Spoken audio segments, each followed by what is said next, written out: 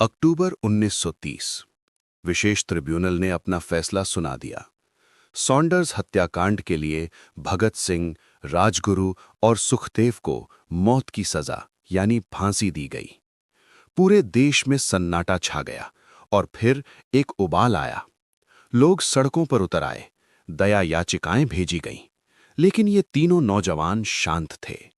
उनके लिए फांसी की सजा कोई अंत नहीं, बल्कि उनके मिशन की पूर्णता थी।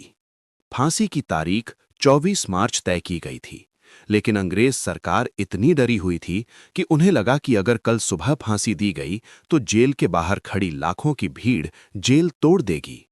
इसलिए कानून के इतिहास में पहली बार नियमों को ताक पर रखकर फांसी का समय बदल दिया गया।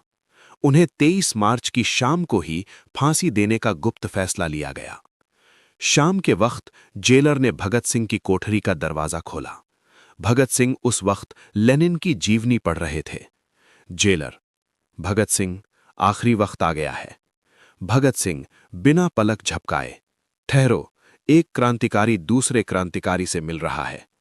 उन्होंने किताब का पन्ना मोड़ा, उसे हवा में उछाला और उठ खड़े हुए, जैसे कह रहे हों, मेरा काम पूरा हुआ।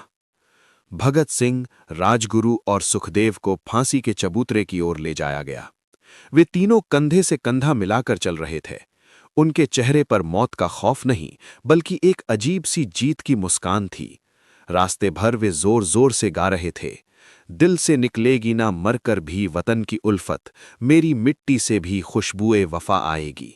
जब वे फंदे के पास पहुंचे तो उन्होंने खुद अपने हाथों से फांसी के रस्से को चूमा और उसे गले में डाल लिया। जेल के अधिकारी ने पूछा, कोई आखिरी इच्छा? भगत सिंह ने कहा, बस हमारे हाथ ना बांधे जाएं और हमारे चेहरे न ढके जाएं। हम अपनी मातृभूमि को आखिरी बार अपनी खुली आंखों से देखना चाहते हैं। शाम के 7:33, एक साथ 3 तख्ते गिरे।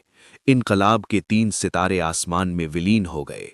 जेल के बाहर खड़े हजारों लोगों ने जब इनकलाब जिंदाबाद के नारे जेल के अंदर से सुने तो वे समझ गए कि सब कुछ खत्म हो गया है, या शायद सब कुछ शुरू हो गया है। अंग्रेजों की कायरता यहीं खत्म नहीं हुई।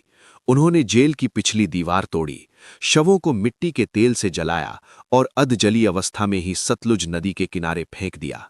लेकिन भारत की जनता को पता चल गया। आधी रात को हजारों लोग मशाले लेकर नदी किनारे पहुंच गए। अंग्रेजों को वहां से भागना पड़ा। भगत सिंह मात्र 23 साल के थे जब वे शहीद हुए, लेकिन उन 23 सालों में उन्होंने वो कर दिखाया जो सदियों तक याद रखा जाएगा। उन्होंने दिखाया कि एक विचार को मारने के लिए फंदा बहुत छोटा होता है।